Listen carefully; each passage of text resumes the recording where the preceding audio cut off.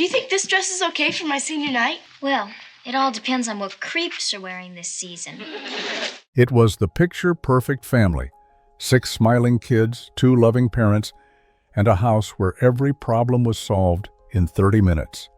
The Brady Bunch wasn't just a TV show, it was a cultural time capsule of optimism. But behind that polished image, the cast lived very different lives once the camera stopped. Some became household names. Others quietly disappeared. A few battled demons that no one saw coming. And decades later, new revelations are still surfacing, including one cast member's claim that she nearly lost her life on set. So, what really happened to the cast of the Brady Bunch? When the Brady Bunch first premiered in 1969, it offered something America desperately needed: a vision of unity at a time when the real world felt divided. Created by Sherwood Schwartz, the series followed a blended family whose biggest problems were sibling rivalries and teenage crushes. It was warm, cheerful, and timeless, a safe escape from the chaos outside. But what viewers didn't see was how carefully crafted that illusion really was. On set, the cast felt the pressure to maintain perfection.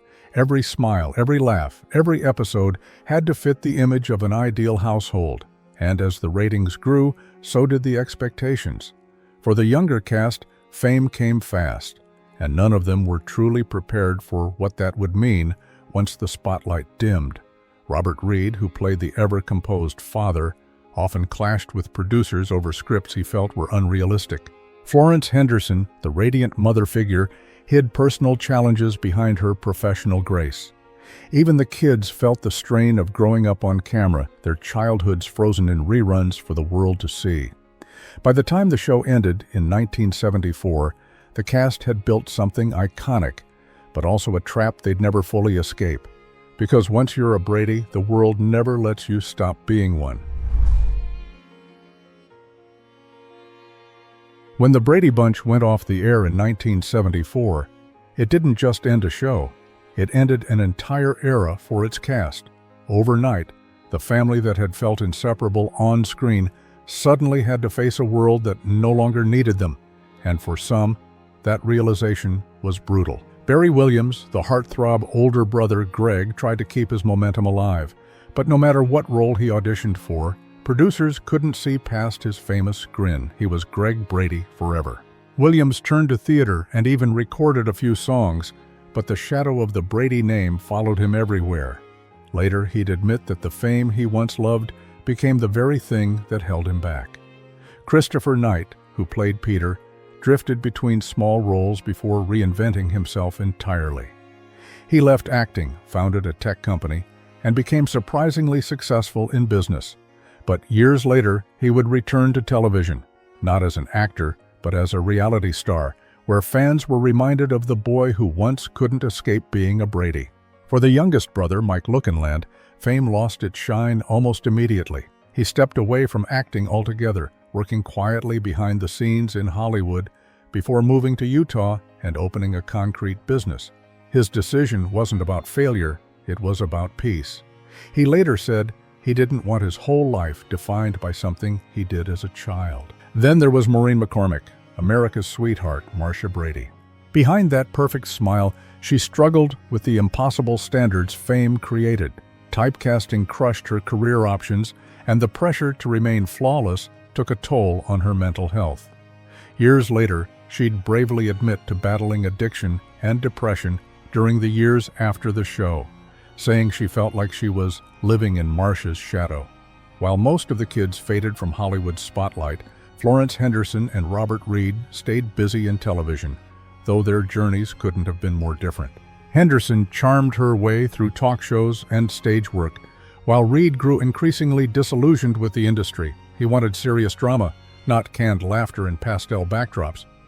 By the late 1970s, each Brady had taken a different path.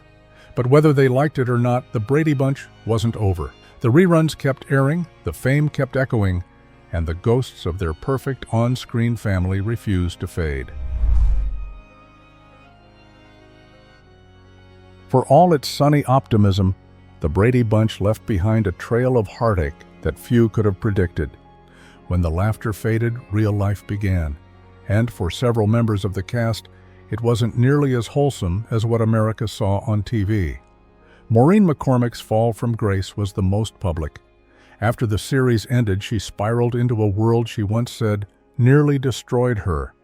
Fame had given her everything, and taken just as much away. In her 2008 memoir, Here's the Story, she confessed to years of addiction and depression, saying she felt trapped in the image of perfection the world expected. Every audition, every interview, every glance in the mirror reminded her that she wasn't Marcia Brady anymore.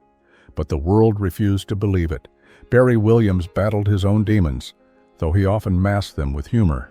His tell-all book, Growing Up, Brady revealed behind-the-scenes flirtations, cast crushes, and the uncomfortable truth that their so-called TV family was far more complicated than fans ever imagined. He spoke candidly about his strained relationship with Robert Reed, the man who played his father but often clashed with the show's light-hearted scripts. Reed's story, in particular, turned heartbreaking. Beneath his calm, fatherly charm, he hid personal struggles he never felt safe to share publicly.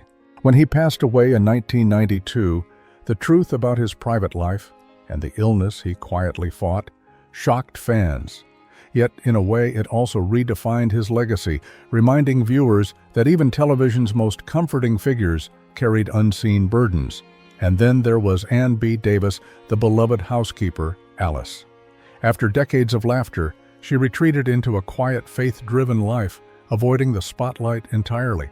Her passing in 2014 marked the end of an era, and the reminder that time eventually takes even the most familiar faces. As each year passed, the Brady kids continued to navigate a world that still saw them as children. But some began to reclaim their stories, sharing the truth about the pressures, the loneliness, and the lessons learned from growing up inside television's most famous home. Because the story of the Bradys was never as simple as it looked, and what came next would surprise even their biggest fans. We're almost at 1,000 subscribers. If you've enjoyed this look behind the Brady curtain, consider subscribing to keep this movement alive, preserving the untold stories of Hollywood's past. Decades after the show ended, the Brady family refused to fade quietly into television history. As reruns found new audiences and nostalgia became big business, networks began calling, and the cast answered. But their reunions were never as simple as they looked. The late 1970s saw the Brady Bunch Hour, a musical variety spin-off that reunited much of the original cast. It was colorful, chaotic, and short-lived, a strange experiment that proved lightning doesn't always strike twice. Later came A Very Brady Christmas in 1988, which reminded fans just how deeply they still loved these characters. Ratings soared, and for a moment it seemed like the magic had returned. But with every revival came new complications. The cast had grown older, their lives more complicated. Behind the smiles at press events were private rifts, changing politics, and lingering resentment from years of being typecast. Then came the new millennium, and a second wave of Brady fascination. Florence Henderson became a talk show regular and fan favorite on Dancing with the Stars. Barry Williams leaned into nostalgia, performing in stage shows and making guest appearances. Christopher Knight found unexpected fame again in reality TV, where his marriage to model Adrienne Curry made headlines. Even Mike Lookinland resurfaced for reunion specials, grateful for fans who still remembered. But no story captured attention like that of Susan Olsen, the once innocent Cindy Brady. In recent years, Olsen revealed that she nearly died on set when a studio light crashed above her during filming. She described being struck in the head and narrowly escaping serious injury, a story that shocked fans who had only ever seen the Brady world as wholesome. Olsen also claimed that a recent Brady Bunch reboot was scrapped because producers viewed her as too controversial for her outspoken political views.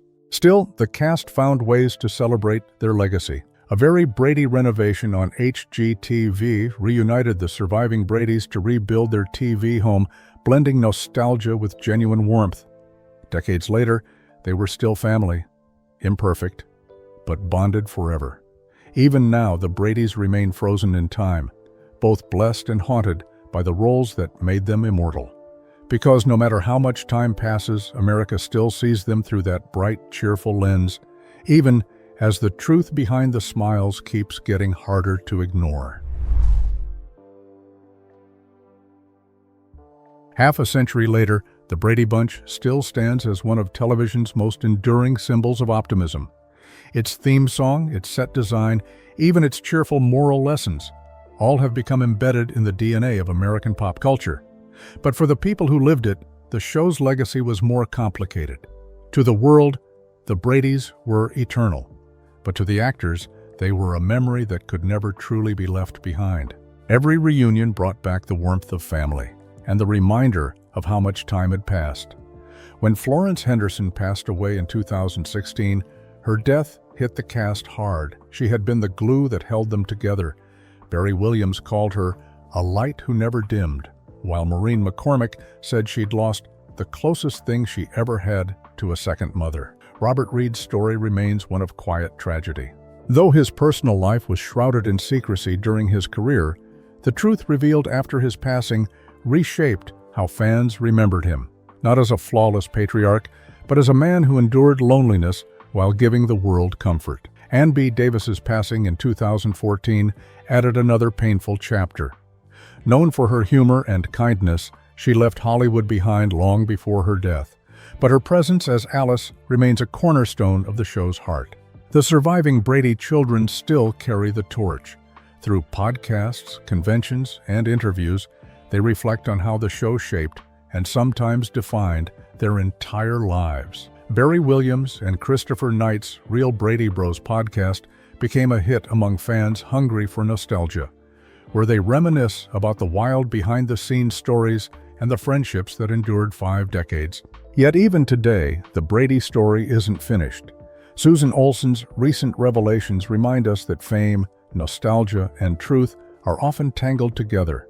Her near-death experience, her claims of being too controversial, and the ongoing debates about how the world remembers the Brady Bunch show that this story, like its cast, continues to evolve. Because the Bradys were never just a TV family, they were a reflection of us, of what we wished the world could be, and of the cracks that form when the cameras turn off.